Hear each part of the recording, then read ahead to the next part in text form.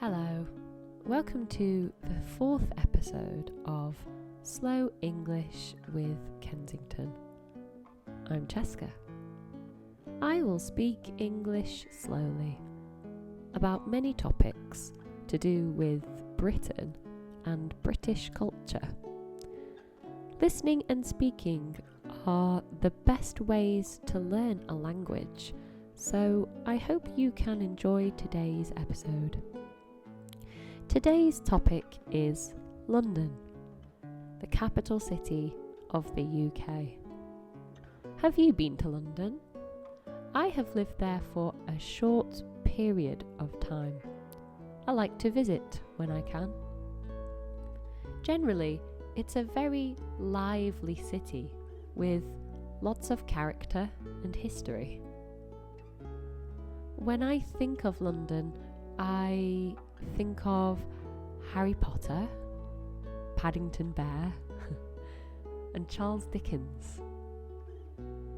There are red double-decker buses, beautiful buildings, lots of art, old tea rooms, and the best food in the world.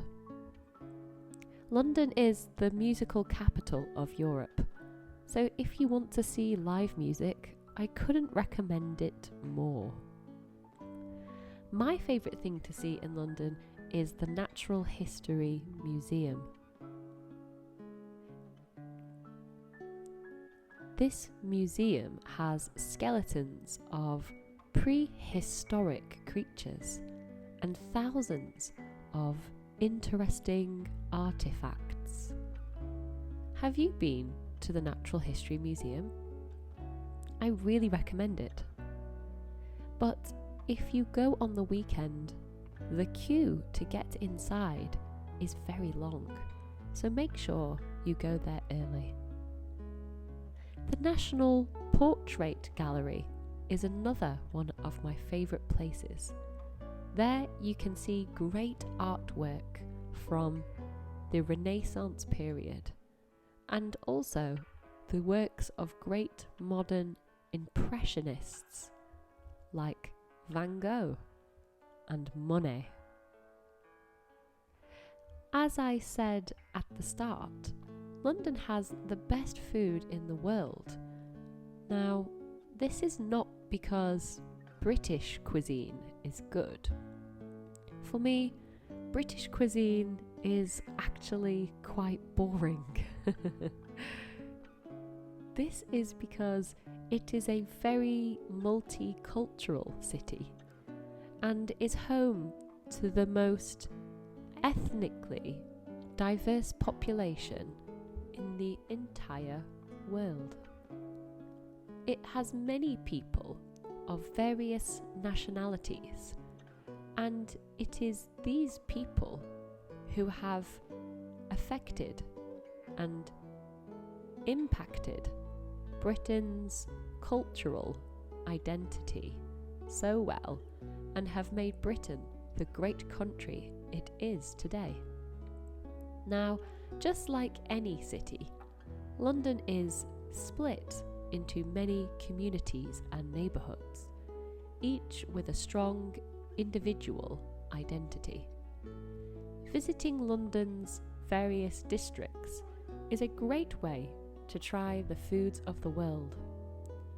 In one city, you can try food from almost every country in the world. For example, Palmer's Green, which is an area in North London, is nicknamed Palmer's Greek because a Greek community has resided there for over 60 years, and there you can find delicious and authentic Greek cuisine. East London has a funky and bohemian feel to it. It is bursting with art, music, and culture. It's very artistic too. It's home to the Tate Modern Museum and the Barbican Centre, both world-class venues where you'll be able to experience some of the world's best works of art and music exhibitions.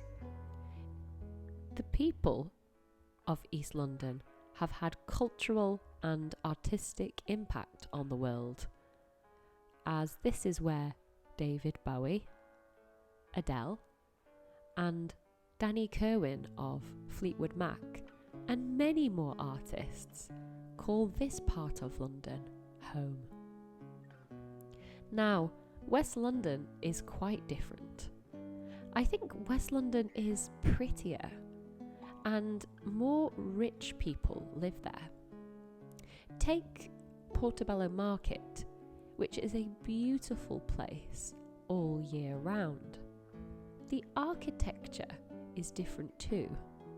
While East London is full of tower blocks, West London is home to more celebrities and comes with a more glamorous, wealthy capital city feel. Live in West London and you are very likely to run into a famous person. West London is cleaner and more cultured. While many Londoners tend to regard East London as rough, this is a matter of individual taste. Because the west of the city is very cultured and cosmopolitan, you pay a lot more for the privilege of living there. West London is home to West London is home to many Michelin star restaurants. So, as you can imagine, eating out there can be very expensive. Lastly, if you do end up going to London, you must go to central London, which is within the areas of Westminster and the Royal Borough of Chelsea and Kensington, which our school gets its namesake.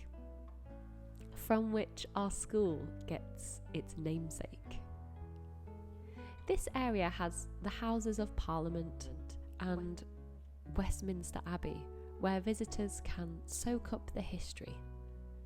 You can watch a debate or visit Poets' Corner. The buildings are simply beautiful and unlike anywhere else in the world.